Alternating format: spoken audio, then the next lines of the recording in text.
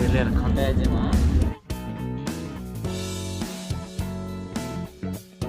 Армысыздар, құрметті көрермендер, біз Денізлі жаққа Миластан шығып бара жатырмыз. Жалпы барлық біздің сапарларымыз осы Миластан басталып отыр. Милас арқылы біз Измирға да кеттік, Сельчукқа да кеттік. Және де қазір Денізліге бара жатырмыз. 5-6 сағат уақыт алады. Бірақ соның өзінде де осындай келіп көріністерді қараңыздар. Біз қазір Теке тауларынан өтіп отырмыз. Бұл жақтан қараңыздар, арқылы. Осындай көлдің бойы, теңіздің бойынан өтіп, қазір Денізліге де кетіп қалатын сияқтымыз. Міне осындай керемет көріністер әрдайым автобуста жол жүргенде осындай сусындарды таңдауға береді. Бізге 7 деді, бірақ в итоге бір дананы 50-ге сатты. Бір-бірден. Міне өшім, камера түсіп тұр. Сағат түнгі 1:33, 12 июль. Әділет. Біз деген далада ұйықтатырмыз. Кісі гүлге айналып кетіпті. Ұйықтап отыр тоже. Міне біздің жастықтарымыз бар, апельсиндарымыз бар, суымыз бар, міне жатын орнымыз бар. Енді қазір хотя бы бір 4 сағат ұйықтап болсақ жетеді. Міне сағат 4:27. Қолда тоңып бір қоныс іздеп жатыр. Енді қасымыздан кетпейтін болды. Жүгіріп, секіріп жүрген түрін қараңыздар. Кетті әне. Жалпы бұл қалада 1 миллион адам тұрады екен. Және де біз ежелгі Лаодикея және де Гераполис деген 2 қалаға бара жатырмыз. Ол Памуккале районында екен. Міне біз 1 сағат ішінде Лаодикея қаласының шетіне келіп қалдық. Қазір жолды тауып, арғы қарақтай біз кіре бастаймыз. Ал ардып аңның атысын байқап отырмыз. Бұл қаланың әлі де толықтай қазбаланбағанын көріп отырмыз. Өйткені жүріп келіп жатсақ, осындай ежелгі құрылыстар құмның, топырақтың астында қалып қалыпты. Бұл жерде жазық, бұл жерде таулар. Осындайда монументтің қалдықтарын көріп тұрмыз. Әлі қазбаланбаған монша біздің заманымыздан бұрын 2-ші ғасырда салынған екен. 70-36 метр болған екен. Шынымен ақ өзінің бұрынғы қалпын сақтаған екен. Тастарды көріп тұрсыздар, қалай бір-біріне жалғасып салынған екен. Және де бізде қазір мына жақтан таң атты.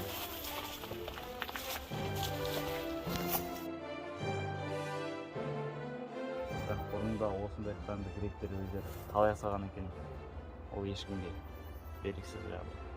Біз ежелгі қалаға кіре алмай, сағат таңғы 8-де ашылады екен. Бірақ оны білдік өзімізде. Артынан кір кетіп, бірақ қайтадан осы жақтан шықтық. Памуккале және көрініп тұрды таулары. 2 километрін жүріп тастадық, 8 километр қалды. Қалай түсіре алмаймыз енді. 2 жақтан осындай ящицалар. Туда-сюда, туда-сюда. Жолдан үнемі осындай бақшаларды кездестіреміз. Осы жолмен біз ар жақтағы Памуккалеға дәл жетеді екенбіз. Картаның көрсетуі бойынша. Ар жақта шарлар ұшып жүр, ауылдың тыныш атмосферасы. Жаңағы ауылды мекеннен бірден трассаға шығып едік, бір машинаны көрдік. Сол бірінші машина бізді алып келіп осы Памуккаленің өзіне бірақ әкеліп тастады. Түгел 8 километрді біз ойламап едік осылай тез өтіп шығады екенімізді. Тем более түріктердің осы ауылда тұратын түріктері өте керемет, қарапайым адамдар екен, сыпайы. Өздері осы жерге әкеліп берді, кешке де апарып тастаймыз дейді. Өте керемет, маған ұнады. Бұл жерде Клеопатра бассейні, ежелгі түріктер және де түрікке дейінгі гректар. Ежелден бері туристік жерлердің бірі болып саналған.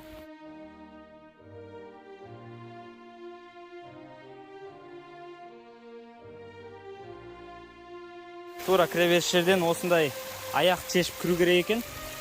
Су бірден осы таудың басынан ағып отыр. Астында тұз сияқты. Міне. Бұлақ сияқты су ағып отыр. Мына тастың құрылымы өте қызық. Бассейндер осы арқылы ар жақта толып, жаңартылып отыр. бұл бір басқа планетадан әкелініп қойған тау сияқты. Әділет? Әділет солай. Нәшегі негізіндегі ішіндегі құрамы белгісіз, бірақ та қатты. Су өтіп тұр, үстінен су ешқалай оған әсер тигізбейді, және де суы жып-жылы. Негізінен әшеге гейзерлер сияқты бірдеме болуы негізі тиіс. Суы негізінде жылы. Суықтарда бар, нәжі мысалы тұрып қалғандары, осы жер тұрып қалғандары, олар суық. Ал нәжегілері олар жылы. Бассейндерде су жоқ екен. Көбісі үстіге қаратай көтеріліп бара жатыр. Өйткені сол үстіндегі жақта барлық бассейндер осындай суға толы. Кездестірген бірінші бассейнге кірдік. Міне осылай таудың басына жеңіл шығып отырмыз. Арғадатайда қазір таудың басынан осы барлық көріністі көруге. Памуккале ол турецкийдан казахскийға перевод жасағанда мақталы қамал деп аталады екен. Мақтаға үстіне ұқсайды және өте әппақ. Ондай ешқандай жерде жоқ. Тек қана осындай Түркияда бассейндармен, көкпеңбек осындай бұлақтармен. Бірақ бұл бассейндардың ішінде байқау керек, кейбір жерлерінде тас кездесіп қалады екен. Қараңыздар, бұның емдік пайдалы қасиеттері бар дейді. Анау балшық сияқты. Бұл балшықтың да емдік қасиеттері көп дейді. Жылы почти что ыстық су ағып отыр. Қазір сағат 8:30. Соның өзінде де отельдерден осы жерге етерек келіп алайын деп ойлағандар да міне жетерлік. Ежелгіден сақталған екен білініп тұр. Өте қатты поверхность. Барлығы осы жерде жиналған. Ар жақтағы бассейнді көру үшін. Бассейндер толы ма, соны қазір көреміз. Міне осы жердегі ең терең бассейндердің бірі сияқты. Тастар бұл жерде өте көп, өте шұқыр. Енді фотоға түсем ол. Ең басты фотоға түсетін туристардың қарайтын жерлері осы болған. Және де ар жақтағы да бассейндер. Бірақ ол толы емес, тек қана осы жерлерді ғана көріп тұрмыз. Бұл жерден бұлақтың суы әлі ағып тұр.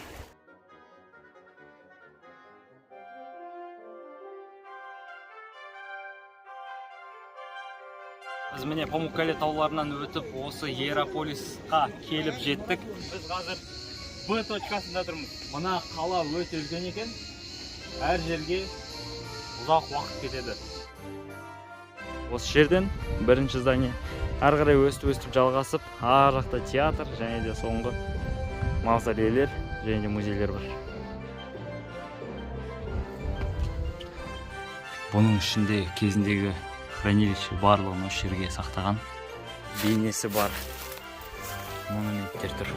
Мына жақтағы зданиенің ішінде осындай қалып сақтаған екен. Мына қақпағын қараңыздар, үстіне осындай дәу тасты қойып қойған және де үстінде жазбалар тұр. Осы көшенің бойы бұрындағы әлі де толық ашылмаған 3-4 метрге дейін. Бұл үсті жауып қалған. Мына жақта қандай жазбалар? Ішінде не? Ішінде түк те көрмей тұрмын. Мына жақтан осы жерге ұзын бойлы созылған керемет көше. Некрополис ол город мертвых деп аталады. Мына жерде де кезінде адамдар отырған. Неоднозначный зданиялар өте көп. Қақпаларды да кездестіресің, қамалдарды да кездестіресің. Барлығы осы жерде. Көшенің басына келдік. Осы көшенің басынан осылай жалғасқан желенген адамдардың ғимараттар екен. Мына жақ негізінде өте ұзын екен. Қаланың халқы 100 мың екені белгілі еткен деген олардың Колизейі 10 мың орынға жеткен. Ал Колизей арқылы әрдайым ежелгі қалалардың халық санын өлшейтін. Егер де 10 мың халық сыйса, оны 10-ға көбейтеді, яғни 100 мың. Мысалы ретінде Эфесте 25 мың адам сыяды. Яғни оның халық саны қаланың ежелгі 250 мың болған. Ең бірінші қалаға кірмек үшін сен тазартылуың керексің. Сондықтан мына жерде өте көптеген моншылар бар. Және де мына жерде жерлеген адамдарды. Екі ең маңызды зат. Өзін тазарту және де адамдарды жерлеу. Осы жерде орындалған. Бұл Рим империясындағы ең керемет қақпалардың бірі, және де бұдан жалғасқан осындай керемет монументтар. Ал бұлар латрина деп аталады екен. Ежелгі туалеттер болған екен бұл жерде. Латринаға кіреберіс жері. Әлі де көше өсіп жалғасып отыр. Күн өте қызғылт, қайтадан құрмаған көрініп тұр. Кейбір біз барған осындай ғимараттарда астында цемент тұрды. Бұл жерде барлығы таза, бұрыннан бері сақталған екен көрініп тұр. Біз әулие Филипптің шіркеуіне де келіп жеттік. Қайта құрмаған басқа шіркеулер сияқты, бірақ сонда да осындай таза қалпын көргенге өте қуаныштымын. Бұл әулие Филипп әулие Йонмен бірге жүрген, бірақ Йон ары қаратай Измирге кетсе, әулие Филипп осы жерде өзінің жазбаларын жалғастырып, бірақ соңында өте қиын жолмен азаптанып қаза тапқан екен осы жерде. Тура осы жерде оның мәзірі де, шіркеуі де барлығы осы жерде орналасқан. Міне бұл Клеопатраның бассейні. Ішінде монументтің қалдықтары қалыпты. Мына жақтағы жай ғана осындай жерде түсіп шығу үшін 200 лира сұрап, кішкене ластау көрініп тұр. Сондықтан біз ары қарай театрға келдік. Бұл амфитеатр біздің заманымыздан бұрын 3-ші ғасырда салынған, және де бұның ішіне 8 мыңнан 10 мың аралығында адамдар сыйған екен. Бұл жерде гладиатор және де тағы да басқа жануарларды бір-бірін шайқастыру ойындары жүргізілген, және де әр жыл сайын 21 наурыз біздің қазақ ұлтының мейрамы сияқты мейрам тойланған. Ол жаңа жыл. Бұл болса Аполлонның храмы. Ол греческий мифологияда жарық құдайы болған. Сулардың барлығы астынан ағып өте тап-таза, тұп-тұнық болып тұр. Бұл храмнан қалған екі монумент. Бұл жақта терраса болған толықтай. Иераполис музейі. Осы жердің ішінде көптеген статуялар сақталған екен. Қазір соның барлығын көреміз. Әйел статуясы дейді. Тағы да жететін аяқта. Бұл гладиатор күрестерінің осындай бейнелері қалқаған. Ол иерархический ежелгі сандықтардың бірі.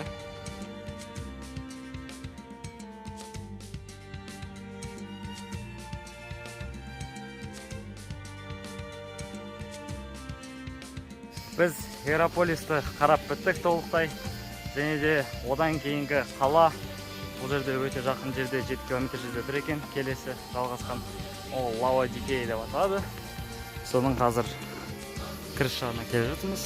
Иераполь ол өте священный жер болып аталған болса, бұл жер торговый центр болып аталған, және де ең бірінші тарихшы емес, географ Страбон бұл жерден жүріп өтіп, осы жердің әсемдігін, кереметтілігін өздерінің жазбаларында жазып кеткен.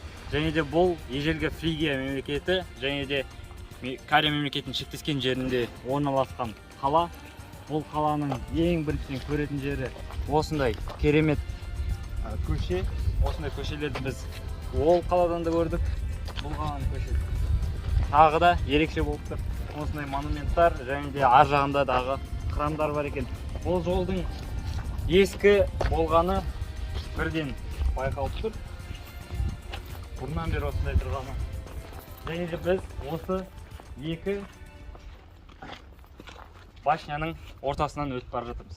Мына жақта бір башня, және де өсіп жалғасқан. Мына жерде қақпа тұру керек болған, және де мына башня тұр. Мына жақта кезінде үйлер тұрған. Бұның аумағы 42-де 51 шаршы метрға ұласқан екен. Бұл храм Артемида, және де Аполло, тағы да басқа храмдарға ұқсас қылдырып салынған, және де осы ең басты торговый площадьтың осындай жерінде орналасқан. Бұл көшенің аты Сирия көшесі деп аталған, ұзыннан ұзақ жасалған торговый көше. Бұл жақта храм, бұл жақта қаланың тағы бір қалдықтары. Міне біз Сирия көшесінің қиылысынан бұлай храмның астынан бұлай арғарытай кетіп бара жатырмыз. Лаодикея шіркеуіне келіп жеттік. Осы шіркеу 602 жылдары біздің заманымыздан бұрын салынған екен, және де 494 жылы жер сілкінісінің әсерінен осындай қалыпқа келген. Қазір шын көрейік.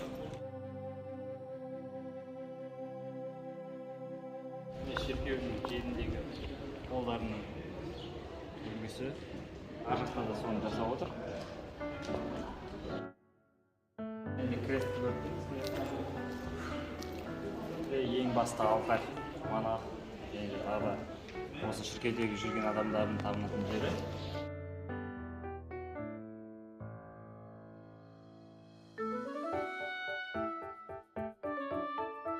Шіркеу және үйдің бірге қосылған құрылысы. Қараңыздар, бұл жерде де ежелгі амфитеатр болған, бірақ барлығы толықтай құрылысын кетірген, өйткені бұл жерде жер сілкінісі болған, және де сол кезден бері осылай шешіліп жатыр. Бұл 3-ші амфитеатр біз көріп жатқан. Өте керемет екен.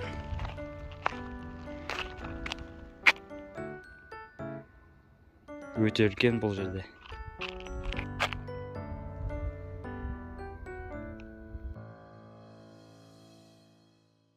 Мінекей біз осымен екі ежелгі қаланы және де Памуккаленің керемет ақ тауын көрдік, мақта тауын. Сол бойынша енді Әділет, не дейсің? Қалай болды? Жалпы айтатыным, негізінде саяхат барысында бүкіл керемет болды, бірақ та мен өз жеке ойымнан айта кететін екі жайт. Ол деген ең біріншісі керекті заттарды ұмытпау. Екіншісі өзінде бар нәрселерді жоғалтпау. Басқа түкте қосылмаймын мен. Өте керемет. Бүгінгі біздің саяхатымыз толықтай бір күн өтті десек болады, өйткені біз осы уақытта кеше Миластан шыққан болатынбыз. Және де бұл бізге жаңа бір тәжірибе әкелді. Осы тәжірибеден біз ары қаратай жылжи беретін боламыз. Ал сіздерге осы видеоны қарағандарыңызға көп рахмет. Видеоны ұнаса лайк басыңыздар, және де өз пікірлеріңізді жаза кетіңіздер комментарияларға. Келесі видеоларда қандай тақырыпта көргілеріңіз келеді, соны тоже жаза кетіңіздер. Барлығын оқимын. Келесі кездескенше қош, сау болыңыздар.